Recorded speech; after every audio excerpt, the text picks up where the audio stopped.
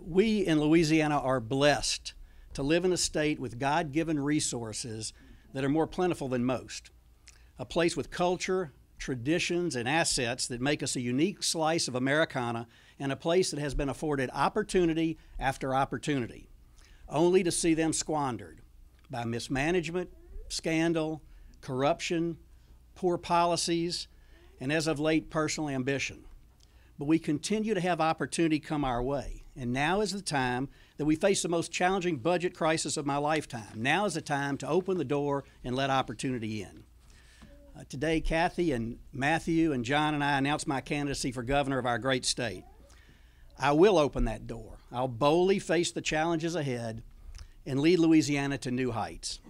We have welcomed more people to Louisiana in the past 3 years than any time in our history, largely because the department which I oversee proved that with hard work and leadership, it is possible to do more with less.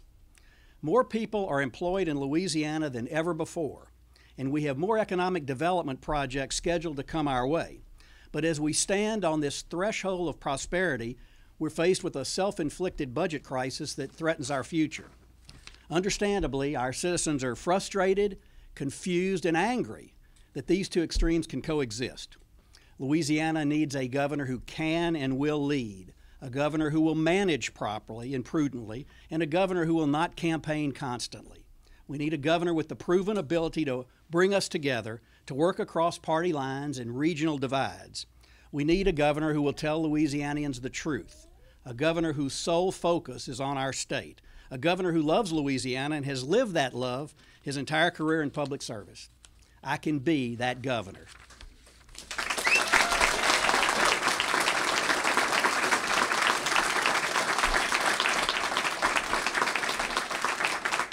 Serving our state has always been my passion, both in the private sector and in my roles as Metro Councilman, State Senator, Secretary of State, and now Lieutenant Governor.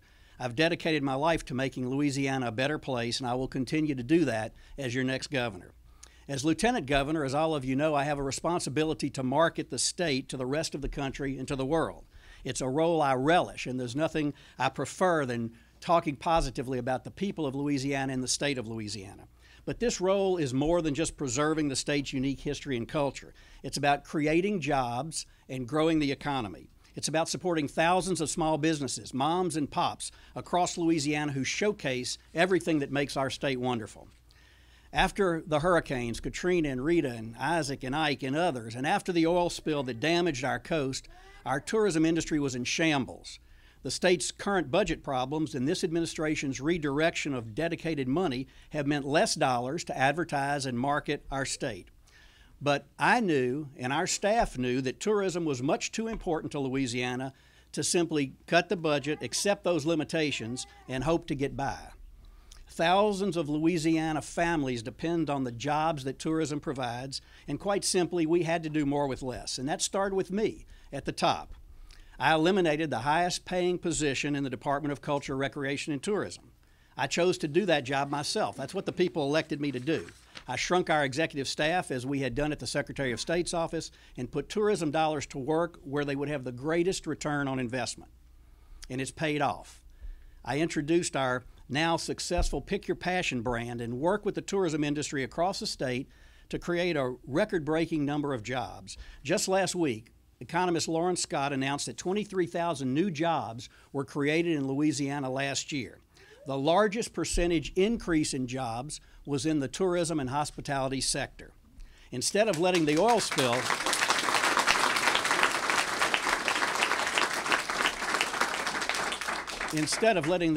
spill, determine our destiny, we immediately addressed the misperceptions about Louisiana seafood and about the impact of the spill on Louisiana. The results speak for themselves.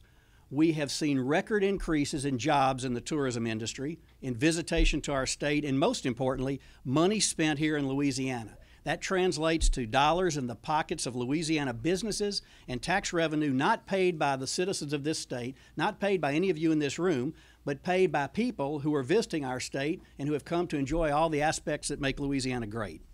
In addition to last week's jobs report, the University of New Orleans just released its latest study of the impact of tourism on the state's economy.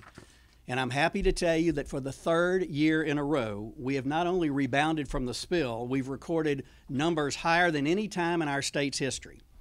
Both in 2012 and 2013, records were set until 2014 rolled around. And the 2014 numbers tell us that 28.7 million people visited Louisiana last year, well over 1 million more than in 2013.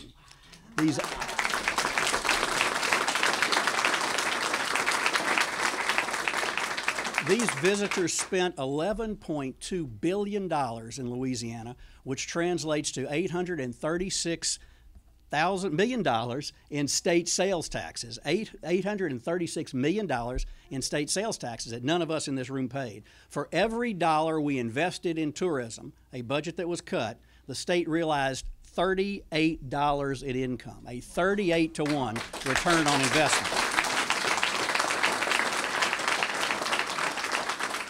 That is not a bad return that I think any of us in this room would be happy to get. And maybe we could teach Washington a thing or two.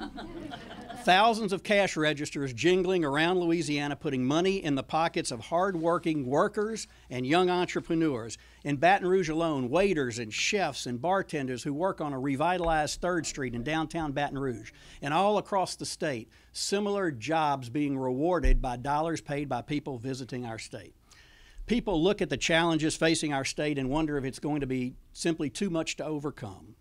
An astonishing deficit, devastating cuts to higher education, schools facing uncertain standards, and a backlog of crumbling roads and highways and bridges desperately in need of repair. One thing is for sure, we cannot look to Washington-style politics to address these problems. And as of late, we haven't been able to look to some leaders in Baton Rouge either. But you can look to me, and I'll do what I've always done, bring us together, solve problems, and doing more with less. As Lieutenant Governor, I've had the privilege every day of traveling thousands of miles across Louisiana and also outside of Louisiana. I've listened to people and I've talked to people about what makes Louisiana great, and I'll do the same as governor. My commitment is to keep regional office hours across the state in places like Alexandria, Monroe, Lake Charles, Lafayette, and Shreveport, so that people in other parts of the state outside Baton Rouge will have easy access to their governor. We'll do this without spending more money. I'll simply work out of an existing state office building in these locations. No matter what they may say during the course of this campaign, no candidate for governor can wave a magic wand and fix the budget challenges which we must now confront. The long-term solutions will depend upon the short-term fixes that occur during the upcoming legislative session, if any. But know this, we will go to work on day one. We're not going to have an inaugural ball. We'll save that for later. We'll do one later, but we'll save it until when our fiscal house is in order and we truly have something to celebrate.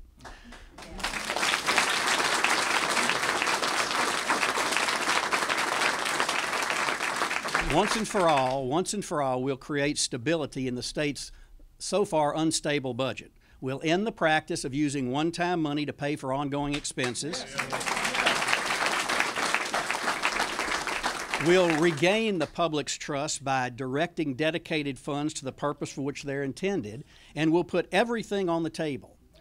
Reviewing and reducing state spending, evaluating tax exemptions, credits, exclusions to ensure that taxpayers are getting a positive return on their investment. As many of you know, I authored the legislation that created the motion picture tax credit legislation in Louisiana that's launched an entire new industry for our state. It's an energetic industry. It employs thousands of people. But that program, like all programs in the state, has to be reviewed, reformed, and reduced. It was intended as an incubator for emerging industry, and it succeeded. But we should not retreat from our commitment to continue attracting major investments like this into Louisiana. But we must recognize that we have limitations and have to be accountable for all incentive programs in the state budget. We must separate our wants from our needs. We have to set priorities and fund the most critical areas of state government. We'll do this with unprecedented transparency in the governor's office.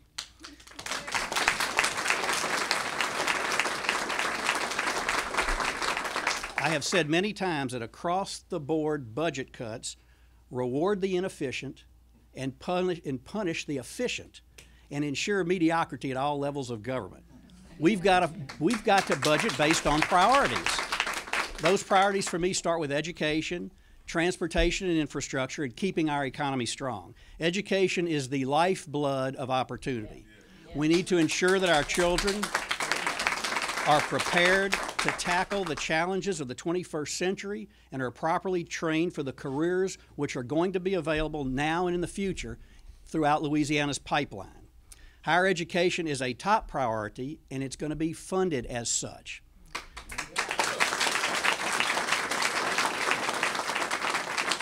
Given our vast natural resources, our deep water ports, and our business-friendly environment, we will see our economy grow over the next decades. But we can only make that growth permanent if we have three things: an educated and well-trained workforce in properly funded technical schools, community colleges, and four-year universities. Secondly, an infrastructure of highways, ports, and airports capable of handling the anticipated growth. And thirdly, a rejuvenated coastline that preserves our culture, protects us from storm surge, and supports our seafood and oil and gas industries. We're on track to receive huge sums of money from the federal government to implement the legislatively approved Coastal Master Plan that will save America's wetland. Funds from BP fines, from the Restore Act, and federal legislation which we expect our congressional delegation to deliver, despite the President's misguided efforts to remove these funds from the federal budget. I'll also ask Louisiana businesses and our citizens to contribute to a foundation dedicated to providing additional funds to address the challenges that are confronting Louisiana's fragile coastline. These are conservative principles that have to be woven into the fabric of Louisiana's future. I ask all Louisianians, North, South, East, and West, Republicans, Democrats, Independents, those of all faiths and economic status, to join our crusade to help Louisiana reach its potential and once and for all seize, not squander, the opportunity that awaits us.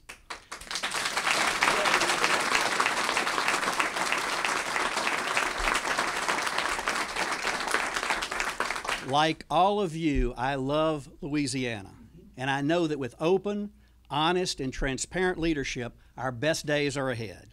Join me, and together we are going to make Louisiana proud. Thank you so much for being here today. Thank you. Thank you, thank you.